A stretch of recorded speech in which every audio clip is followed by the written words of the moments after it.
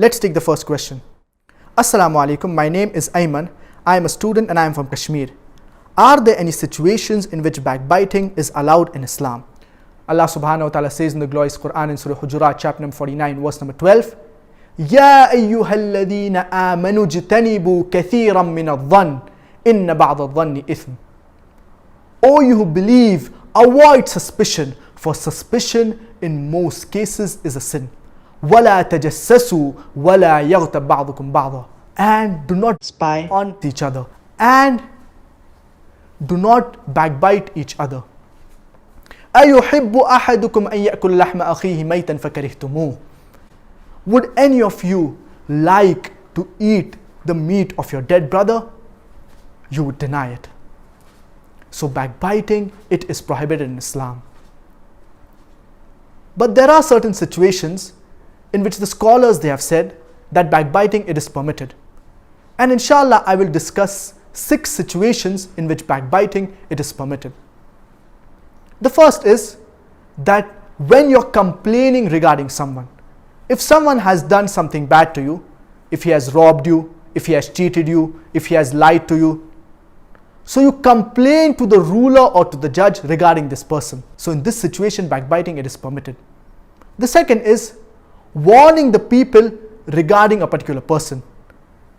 For example, someone is involved in robbing, in cheating, in deceiving. He's involved in something that is a bid'ah. He's involved in shirk. So you warn the people to stay away from such a person. The third is inquiring regarding someone.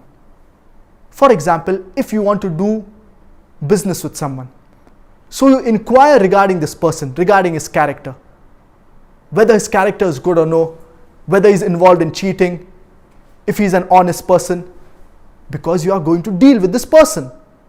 So you inquire regarding this person. You inquire regarding a da'i, for example, if you want to listen to him, if you want to gain knowledge from him. So you inquire whether this da'i, he is on the Quran and Sunnah, he's following the Quran and Sunnah or no. You inquire regarding a scholar, if he is on the correct aqidah, if he's following the Quran and Sunnah or no. So when you want to inquire regarding someone, and if you want, for example, your sister, she wants to get married, and you come across a person and you want to inquire regarding his character, whether he's good or no, whether he offers salah, whether he cheats, whether he's a good person, whether he's a bad person, whether he smokes, etc. Because your sister is going to get married to this person. So you need to inquire regarding the negative traits, regarding the character of this person. So in these situations, backbiting, it is permitted.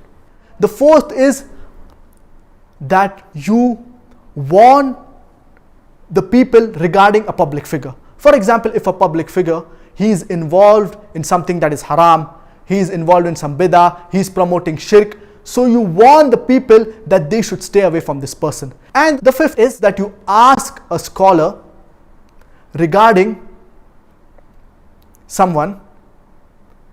For example, you have a family dispute, you have a family argument, so you ask the scholar regarding this person. So you ask the scholar a fatwa or an opinion regarding this family dispute, and you need to explain the family dispute. So you need to mention the bad things or the bad points that this person has done to you. So in this situation, backbiting, it is permitted. The sixth, when the judge asks you regarding a person, and you need to speak the truth regarding a witness, for example. Is this witness a good person? Is his character good? Is he honest? So you need to speak the truth. If this witness, is his character good or is his character bad? So in these situations, backbiting, it is permitted. So there are 6 situations in which backbiting, it is permitted.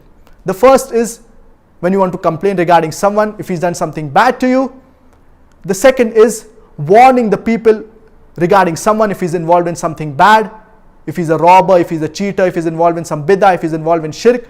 The third is inquiring regarding someone. The fourth is when the judge asks you regarding someone, for example, a witness, so you tell regarding this person. The fifth is warning the people regarding a public figure if he's involved in something bad, or if he's promoting some bid'ah or something that is involving into shirk. And the sixth is asking a scholar regarding a family dispute or any opinion, asking his fatwa. So in these situations, backbiting, it is permitted.